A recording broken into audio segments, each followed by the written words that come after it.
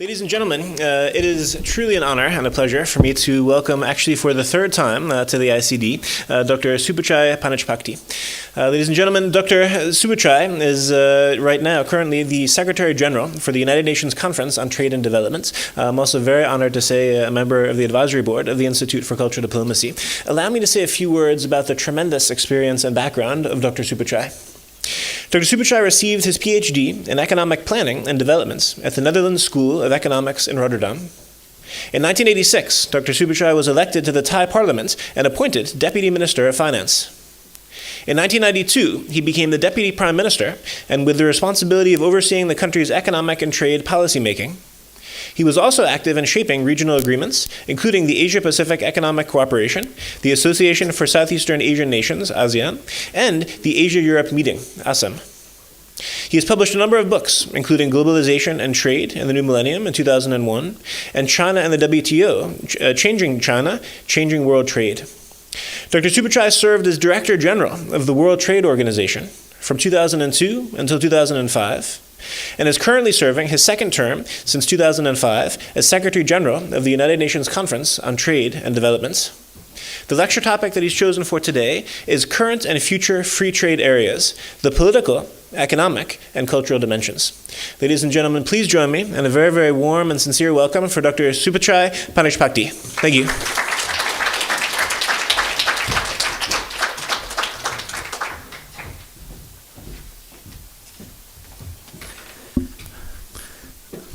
Good morning, everyone. I was so much under the impression of the keynote speaker, Deputy Prime Minister Takashvili, that I lost my thread of thoughts in what I was going to tell you. But the topic that I've been requested to speak on will be somewhat different from the more exciting nation branding, what the Deputy Prime Minister just talked about. Mine is more about how we can cope with each other in this wide world, so that we can have a world in which the process of globalization could be driven for the sake of mankind, and not for the sake of the transnational corporations, or for the sake of some of the wealthy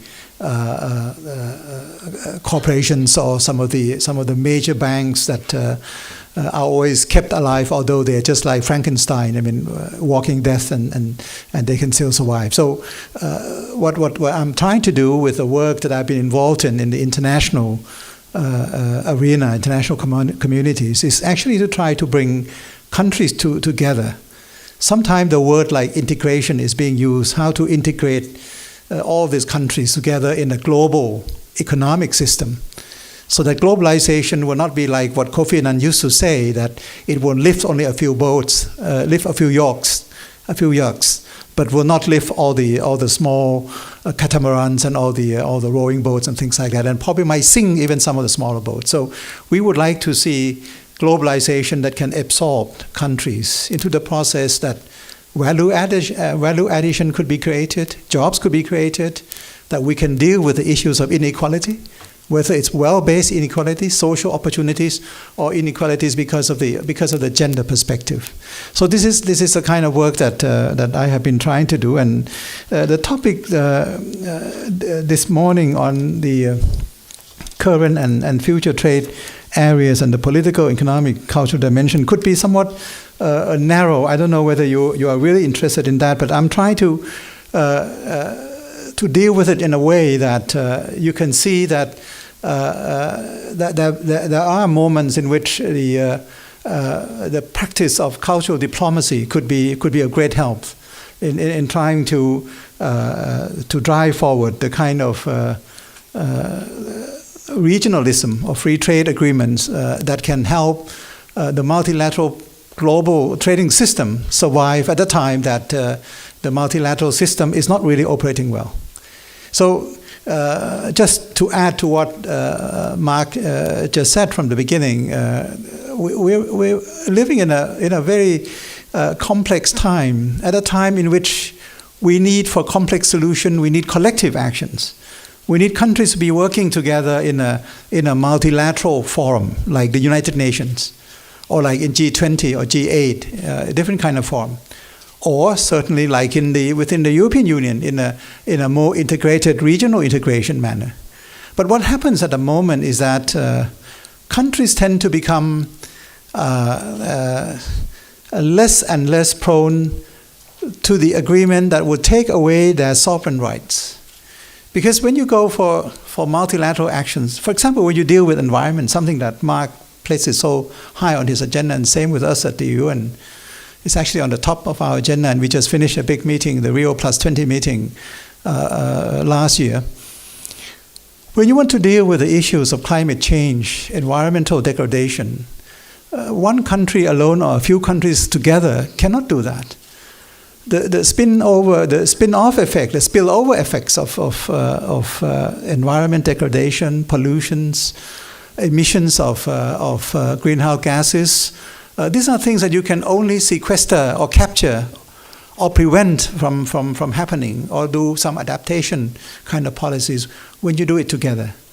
Because when one country actually emits a lot of carbon dioxide, it doesn't remain in that one country, but it will go all over the world.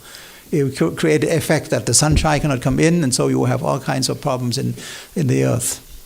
So you can see that the more we are needing this kind of diplomacy, whatever kind of diplomacy, and particularly the cultural diplomacy, so that we would understand. For me, cultural diplomacy is not about really culture. It's more socially oriented. It's more the understanding in terms of our social involvement, social environments that we lived in, and not because of our tradition alone.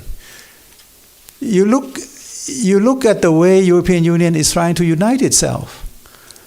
It actually adopts a kind of cultural unity. But cultural unity in European Union doesn't mean that you have one culture in European Union. You have 27 culture in there, and they are all diverse. So the motto of European Union is actually something like united in diversity. So you are united, you recognize each other cultural background, but you allow for diversity. And diversity is what really makes mankind life so interesting. Otherwise, everything becomes so customized, so clinical, and not interesting as an environment for human thoughts, human inspirations to flourish. Just something which may not have much to do with what I'm going to say, but in terms of just getting your mind to be a little bit free from the kind of the technical terms that I'm going to use in the future. Let me give you some light-hearted stories about something which has something to do with. I think it has something to do with cultural diplomacy. But when I think back of the time that United States was trying to approach China, you'll remember it seems to be ages ago.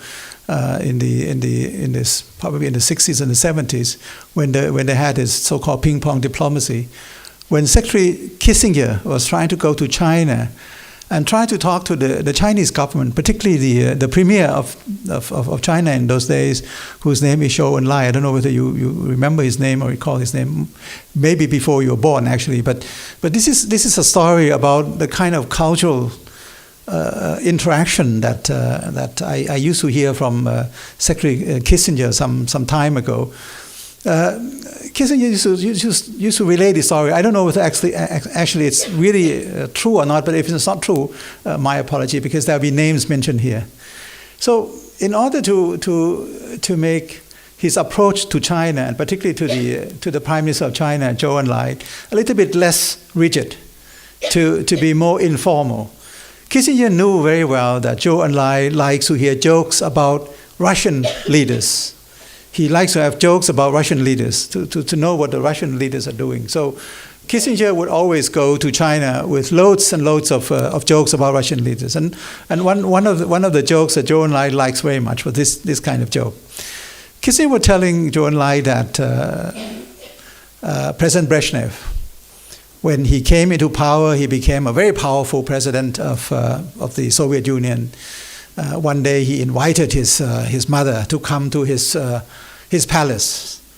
He was showing her his palace, the bedrooms, all the modern equipments, how many cars he has. The bathroom are so luxuriously decorated and things like that. All the luxuries he had in his own so-called palace. And at the end of the day, his mother became so impressed. Mrs. Brezhnev, she became so impressed. She said, "Well, look, son, I'm so pleased with what you've done, you achieved, but what will happen if the communists would come into all this? Well, the communists would take over our government."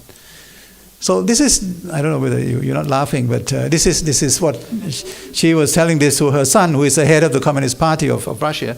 So this is a joke that Joe and I likes very much, and it broke the ice in terms of having discussion between the US and China in those days. Now, I would say that if you look at the time now for the free trade areas and the political, economic, and social, cultural dimensions of the free trade areas, let me tell you briefly first the political economy of global integration. Global integration could be done at the moment, according to the latest political economic policies, is that you can do it on the three bases. One, on the basis of multilateral negotiations. And this is done through the World Trade Organization, as you can see at the moment. It has more than 130 members, I think 153 members, something like that. Georgia has been a member for some time, and Russia just joined last year. So it's still expanding, because at the UN we have more than 190 members. So before the WTO will become universal to include everyone, it has still a long way to go. It's now from 150 to 190 if they want to incorporate everyone into the whole system. The second dimension of the process of integration is through what we call the FTAs, the free trade agreements, the regional trade agreements, the FTAs, the RTAs, or sometimes what people call PTA, the Preferential Trade Agreement, the PTA. Because these FTAs and RTAs do produce the kind of arrangement that are concessional for each other, preferential for each other. So if you are a member of a FTA or member of RTA, you get special treatments. Your products can come in more easily, low rates, with no rules and regulation, no requirement on packaging, no requirement on certain security issues and things like that. So when you are in the same FTA, people call it the preferential treatment. So it's sometimes called PTA instead of FTA. And then you have the third dimension of globalization and global integration, which is called unilateralism. Unilateralism indicates that there are countries around the world, and countries like Georgia, which has been doing very well in terms of carrying out our own reform process, in opening up on our own, in making life easy for people to do business. That's why the World Bank has been producing this annual report of the ease in doing business, that Georgia is standing up so high, is being ranked so high in the table. And so in unilateral policy making, people tend to have their own space. You can do things that you think this is just right for you. This is my own recipe. This is my own autonomy. This is my own policy space. This is what we call this at the UN, at UNCTAD, we call it policy space. And countries will have to be afforded a certain degree of policy space. So in spite of all the multilateralism that we need, in spite of the regionalism that we do to the free trade arrangement, we also need unilateralism to be allow certain flexibility and freedom, so that this can give you the full reign of your own aspirations, your own imagination, and to be able to do things that are just directly harmonized with the need of your own economy. This is very important. So you have the three dimensions of multilateralism, regionalism, which is probably expressed mainly to the free trade areas, and the unilateralism, which is more or less based on the country's own drive and autonomous effort. Now, if you talk to my former colleagues at the WTO, the World Trade Organization, they'll be telling you that their best means of integration is through the first dimension of multilateral agreement. And that is why the WTO has been actually established, to bring people together so that multilateral rules, global rules in investment, in agriculture, in trade, in trade-related intellectual property rights agreement, in all sort of areas that we can have rules that we can abide by. Because trade without rules will be really quite messy and confusing. There'll be people who abuse their position, or there'll be people who do the sort of policies, what we call beggar thy neighbor. Do something that actually make life easier for your own people, but produce things that are less positive for your neighbor. For example, in trying to undervalue your own currency. These are some of the things that are happening these days, that when people do undervalue their currency so much, they are trying to make their own products more attractive, while at the same time to make the products of other currency areas more expensive. I will come back to this later on, but let's say that there are a lot of areas in which you can do policies that can help your own region and at the same time help the rest of the world as well. But the WTO believes mainly in multilateralism. Regionalism is being practiced more and more these days. There are at the moment more than 546. There are 546 FTAs notified to the WTO today. January 2013, 546 FTAs, RTAs. And there are 354 FTAs, 354, that are still operating. Of course, a lot has been notified, but never really come to fruition. Because sometimes people go off to do their own FTAs, negotiation here, left and right, and not being brought into operation. So, but the impressive thing is that there are still more than 350 FTAs in operation. So it's a huge amount. It's a huge amount.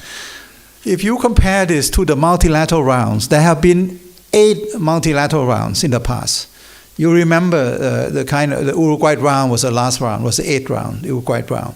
We are going through one of the most acrimonious round that we've been seeing. This is so-called Doha Development Agenda, Doha round, what they call. This has been going on for the last 12 years already, and it's not finished. The Uruguay round took longer to finish. It was finished in 8 years. This one is going to beat all the other rounds' records. Most of the rounds in the past, Kennedy rounds, Tokyo rounds, all these rounds finished by 2 or 3 years. They're all finished. But the Uruguay round was very complicated, and now this round, people say it might not be finished at all.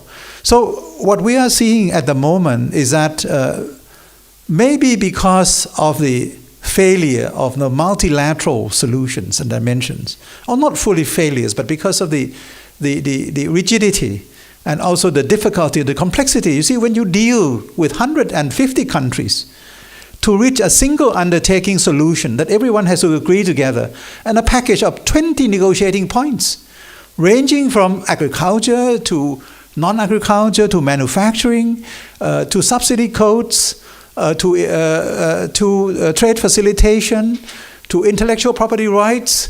These are all on its own each very complicated issue. But when you put them together and you say all this will have to be agreed by 150 countries at the same time, and then you finish a round, it's become well-nigh impossible these days. So what is happening with a multilateral solution is that we may be seeing some stalling, what they call stalemate at the moment. It has been stuck for a few years, and this year we are going for the, I think it's 8 or 9 ministerial meeting of the WTO in Bali in Indonesia to try to push this agenda forward. So the agenda may be pushed forward, but not based on what we call multilateralism, but maybe on the basis of plurilateralism, which means that if you can't have all the 150 countries joining in a single undertaking, let's say, who is ready? Are you ready? Are you ready? Then you join. The rest, you're not ready, you stay aside. And then when we trash out our own agreements, this becomes the next difficult part of the plurilateral solution.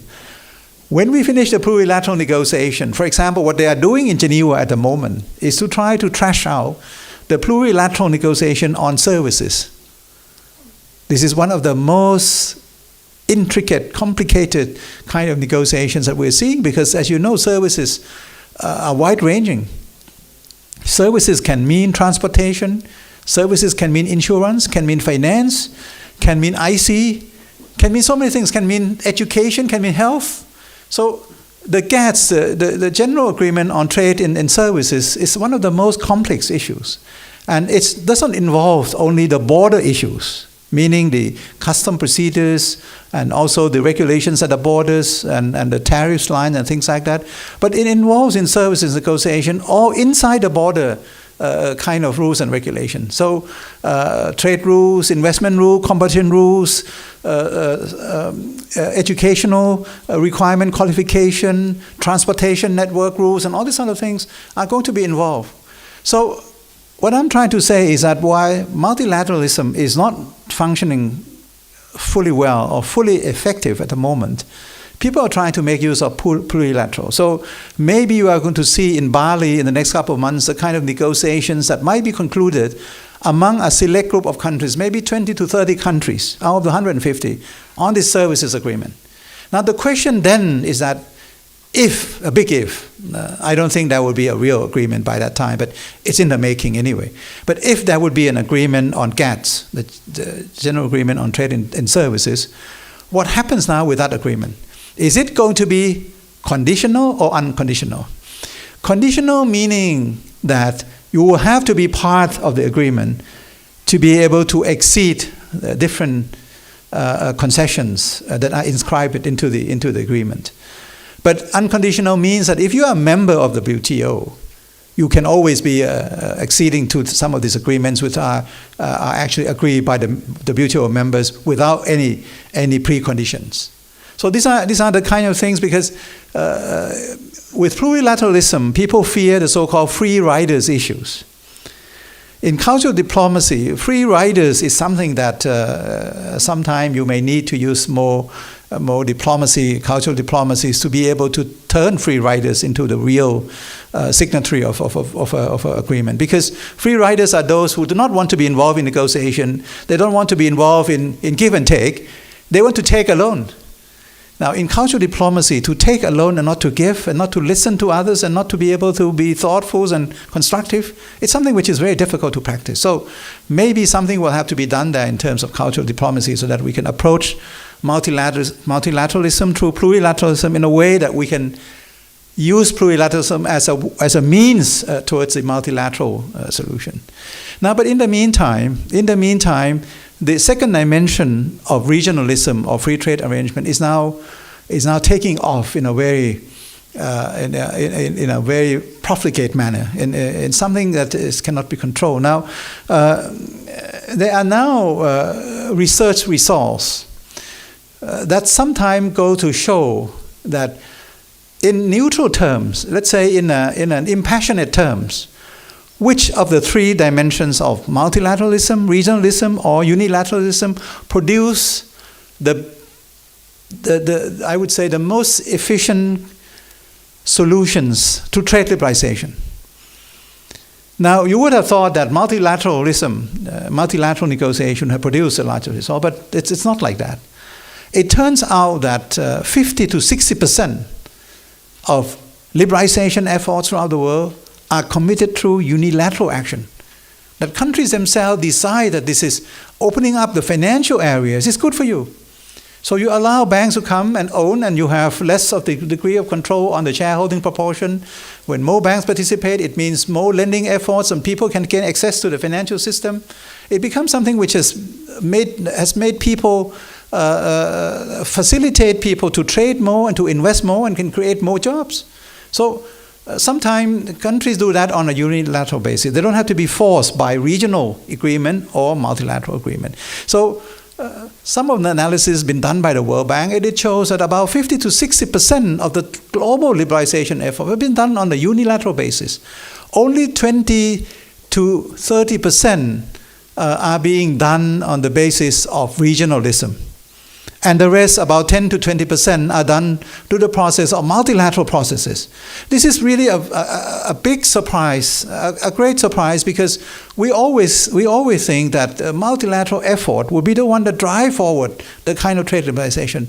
It turns out to be that regional agreements and also unilateral drive policies, which are always thought to be the kind of autonomous and policy space I talk to, your own determination of your own destiny. This is a major driving force. So this resource has given more stimulus, more impetus to the way that people are doing things on their own, or doing with countries in the same region, or now they do it across the region. Across the region. For example, you can see Mexico. Mexico is a country which has been dealing in FTAs. Mexico must have more than 30 FTAs, or maybe even more than 30 FTAs. They instead of relying on the MFN, the most favored nation treatment through the WTO, Mexico doesn't have anything as MFN. They have all concessional or preferential treatments in one form or another. If you look at the way the global community is now being driven by more than 350 FTAs and RTAs, you would see that there's very little room now for the MFN, the most favored nation. You see, MFN means the best treatment that you give to one country, you have to give to the rest of the world. So this is single, and this is a global undertaking that you have to do when you're a member of the World Trade Organization. But what we are seeing is that the concessional terms of agreement are becoming the predominant forces. Now, when countries go into a joint undertaking in a regional arrangement, like in the European Union, I call regional, this is a mother of all integration, the European Union. This is a mother of all integration because it started off as something which is very small on the basis of coal and steel association, and it started off as a political motivation to keep European nations together instead of trying to, if people used to say, if goods do not cross the borders, then armed forces will cross the border. So for Europe to stay peaceful, this European Union is very much needed. So European Union, for me, is the mother of all the economic integration, and it shows so fully well that in this case of European Union, when you do the kind of rule making, or when you have the kind of standardization of certain products, or when you have the kind of standardization of custom procedures, immigration, and the standardization has gone as far as the currency area. So you facilitate all sorts of, not only trade facilitation, but movement of people, movement of capitals, and also movement of creative products of thinking. Literature, songs, entertainments, digital products and things like that. So you produce something which has actually been able to reduce frictions and costs in doing trade. But at the same time, you create certain environments that will need people to be more or less looking and working with each other under some kind of single rules and regulation, which has become something which is not always easy, because you have not actually become a federation of European nations. Like United States of America, you are not United States, you're not seeing United States of Europe. This is what Europe has to be evolved into, United States of Europe, but otherwise not so. But Europe is still being held together, now more so with the need to have the survival of the single currency. Whether it's a right approach or not, nobody knows, and nobody questions at the moment. But it has to survive, because if it doesn't survive, then it means that the whole disintegration of Europe will happen, and you don't know what's going to happen. I used to have several visits to see different European leaders, and one of the leaders I used to talk to at length was the former Chancellor of Germany, Chancellor Schröder. And in those days, I was trying to convince Europe to agree on the rationalization of the Common Agricultural Policy, the CAP. The CAP of Europe costs Europe half of its budget. It's just wasteful. Half of the European budget, the European Union budget, is spent on subsidizing farmers. And this subsidy is huge. It's about, at the moment, more than 360 billion, $1 billion per day for farmer subsidies in Europe. So we are trying to negotiate for Europe to reduce the kind of subsidies that for us it remains something which is not useful because it's what we call price distorting. It actually kills off the initiatives of the poorer countries to compete, because if you subsidize your own prices, poorer countries which do not have their own budget cannot compete in terms of subsidizing their own pricing policy, and so they cannot compete. So I used to go and visit both. At that time, it was President Chirac in France and Chancellor Schröder here in Germany. And I was trying to convince, of course, President Chirac, I cannot convince him. I talked to him several times and he said, look, just don't you convince United States.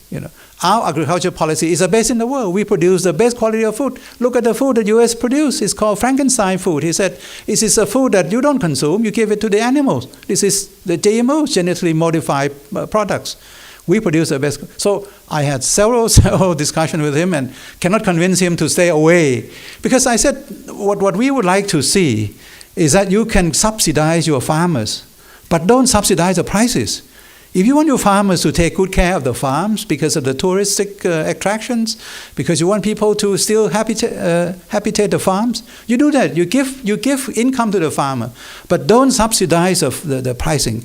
So I thought I would come to see Chancellor Schröder and convince him to help me convince President Chirac, using the kind of diplomacy that they can use within the EU system. You know what Chancellor Schröder was telling me? He said, look, I agree. We in Germany, we try to reduce subsidy anyway. That's what we do. But let me not try to convince our colleagues in France. The thing that we do at the moment, our prime goal for Germany in Europe, is to keep France in Europe. This is our prime goal, is to keep France in Europe. You know why? Because if the two of us live separately, you see things happen in the past, 2 world wars, a lot of conflicts, millions of people killed. We cannot allow that to happen again. So what you're talking about, cultural diplomacy, political, economic means, for Europe, it's just equally economic, financial, as well as political means. Europe cannot just disintegrate like that. So we are seeing, as people are trying to speculate, will Greece go out of the European Union?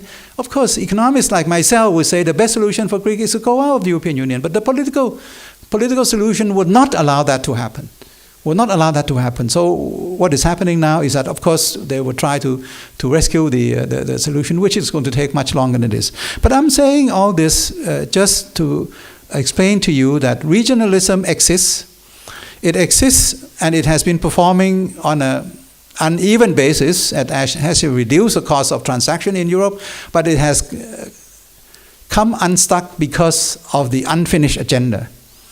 Now, if we go on with this kind of discussion on the new generation of free trade agreements, the new generation meaning what they call the 21st century FTAs, RTAs, then we do see that all these agreements are not actually being called FTAs anymore. They're not called RTAs or FTAs anymore. They are like Europe at the moment. They are what we call comprehensive economic partnership agreement,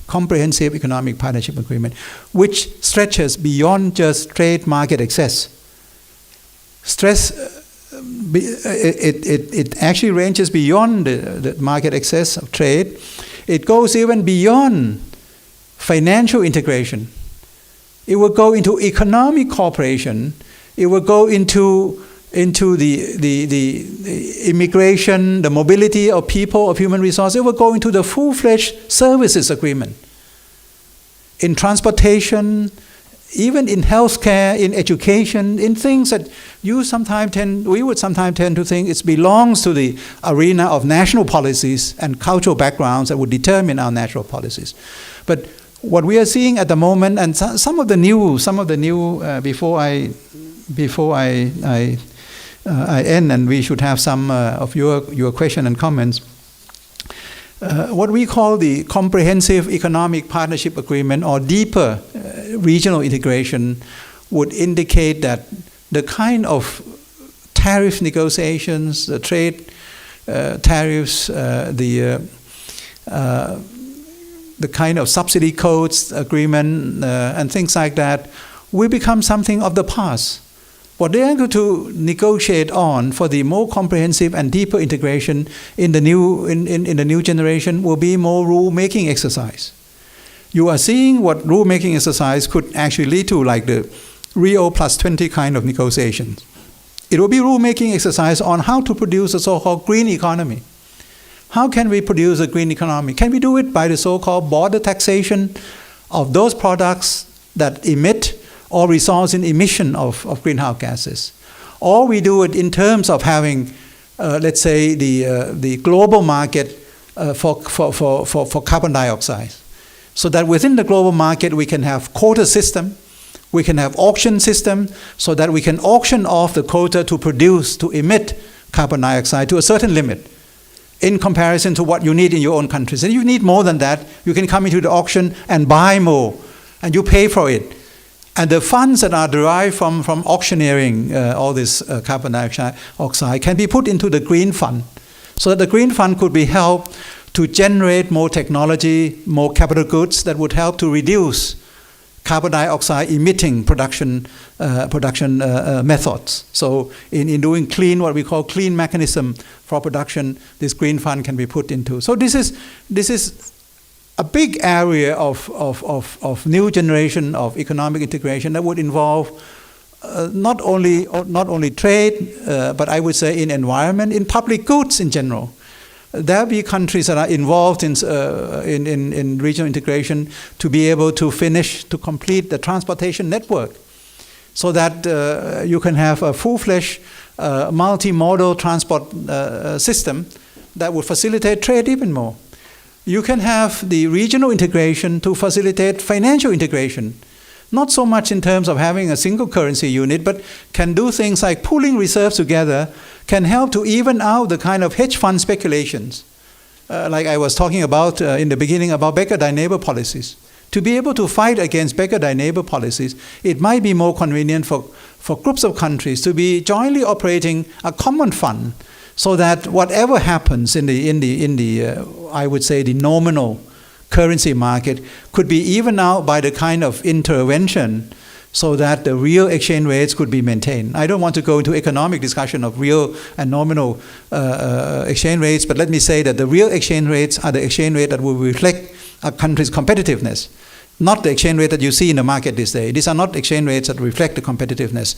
It reflects many things like balance of payment, position, speculation, carry trade, many things. So at the moment, it also reflects a quantitative easing that produces a lot of liquidity around the world that spread into other countries and drive countries' currencies up and down. And so it is not only reflective of the real competitive strengths of an economy. Let me end by saying that in order to have the kind of the deeper integration in a way that it would help to serve the global integration, we have to understand some of the implication. Let me start by something which is less complicated, by the cultural dimension of the deep integration. The model that Europe is towing, united in diversity, is the motto that we should be doing.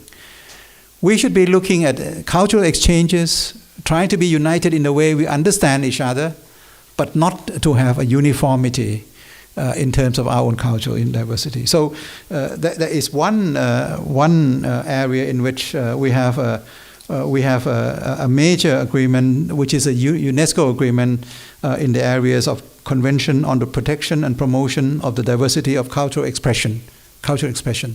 So whatever you do in terms of movies, film, television, literature, songs, these are areas in which, as much as you can be involved in free trade arrangement or regional trade agreement to liberalize services, as they're now trying to do with the WTO Doha arrangement, you can have certain protection on your own cultural diversity. This is very crucial. This is what sometimes people say, it clashes between UNESCO cultural dimension and the WTO trade dimension, multilateral dimension. So, but at the moment, what we agreed upon is that we are united in diversity. So much as we want to free up trade in services, we allow certain level of protection for the rights for countries to help their own film industries, cultural services and creative services industries, for example. And I do see also that the regional integration is taking up more cultural and social dimension as I see the effort on the revival of the Silk Road trade.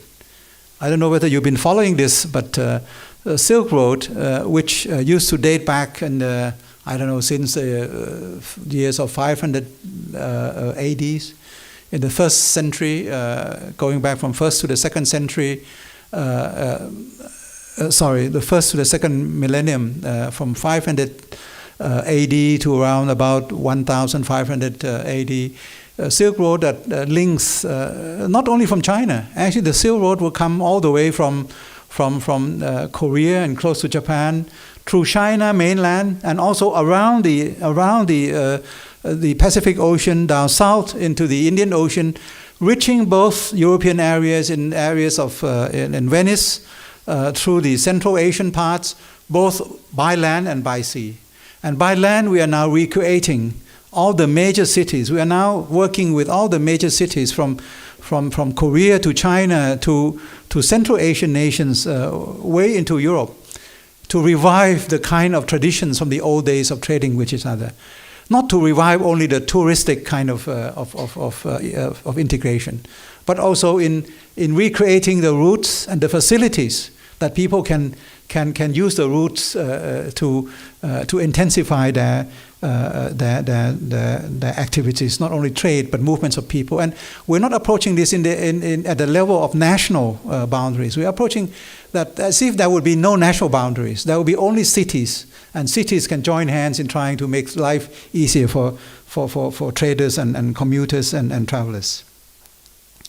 We are seeing a lot of political dimension in the new FTAs, and mainly if you look at the recent announcement by President Obama in his State of the Union address some weeks ago, he mentioned the so-called transatlantic trade and investment partnership. Transatlantic trade and investment partnership. You see how things are evolving. In the past, it would be called transatlantic trade agreement. This is now called trade and investment partnership. It's a partnership. This has been something that the European leaders have been calling for years. There have been speeches made by European leaders for years on transatlantic trade partnership. But it has never come to fruition. But this is the first time that the US president has mentioned this, and this is in the light of some of the political implications. Why? Because you are seeing between Europe and United States the kind of trade relationship that has been diluted from years to years. These used to be major trading partners. Now, what they have as major trading partner is China. And not only China, but China and the rest of the BRICS nation. China and Brazil and India and Russia, and now also Brazil and also South Africa.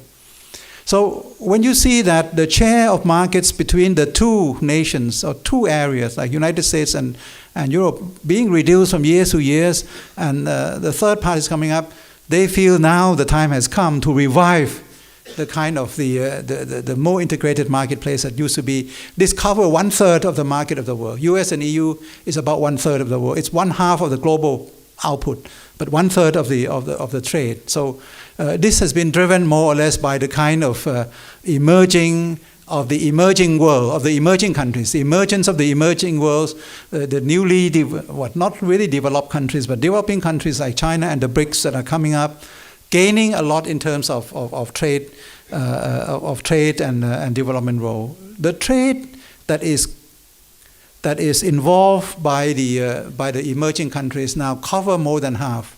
The European countries are now trading among themselves more than they trade with the rest of the world. So this is becoming a major area. And the political reason is that when the US and the EU used to control the World Trade Organization and produce rules and regulations according to their own image, You look at the TRIPS arrangement, the Intellectual Property Rights Arrangement, it was really modeled after the US Intellectual Property Rights Agreement.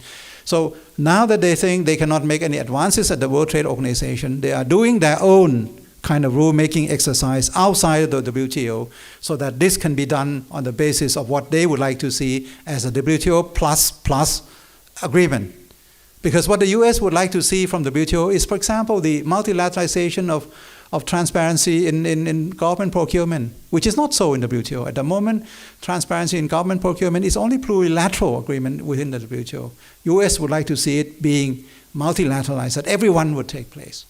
US would like to see less of an attachment to the so-called geographical indications that the European nations would like to attach themselves to. All the brand names like feta cheese from Greece and the Parma ham from Italy. US wouldn't like to see this because US coming from the New World, they don't want to see the old traditions to determine the way that they want to compete. So the geographical indications become a heavily intensive kind of debates that are very divisive at the WTO. US would like to get rid of that so that they can agree on. US would like to see the diversities in cultural activities being more limited, because US would like to sell more movies and films and television series to Europe, which is being protected. So they would like to have European Union in agreement with them on services. So that's why the transatlantic trade and investment partnership is being conceived. They said they would do it in 2 years. I think maybe 10, 20 years would be the right thing to do, but at least there's a start to it. And this is actually deterministic of what is happening around the world. Besides the transatlantic negotiation, you are seeing what they call Trans-Pacific Partnership Agreement, the TPP, also taking place at the same time. But I have actually been too extensive in the way I try to confuse you with all these things. But let me make this clear that while we have the three dimensions of multilateralism, regionalism, and unilateralism, all three are important, and none of which should be disregarded. But of course, at the moment, it's driven more by unilateral actions by countries. Regionalism is now being driven more by rulemaking exercise. It's driven more by the major powers that are trying to make rulemaking exercise outside of the WTO. As countries are now trying to become members of the WTO cannot manage the single undertaking exercise to have multilateral solutions for many of the things that they are trying to do. So there are a lot of now undertakings through the FTAs, RTAs that will resolve rulemakings outside. The political implication for this is that the WTO will become less and less meaningful, and this we have to correct. This we have to adjust. The WTO cannot become obsolete. It cannot be diluted. We have to find a way to strengthen the WTO, and we are not trying to do that. But at the same time, we have to take into account that rulemaking exercises that are done only on regional basis, but would be multilateralized. Because if the US and EU would agree on certain rules on, let's say, on SPS, sanitary and phytosanitary undertaking, the rest of the world may have to take that into account, because if they want to trade with 1/3 of the world market, they may have to accept this. And can we all accept this? Because the standards are different standards because of different economic, cultural, social background. So these are things that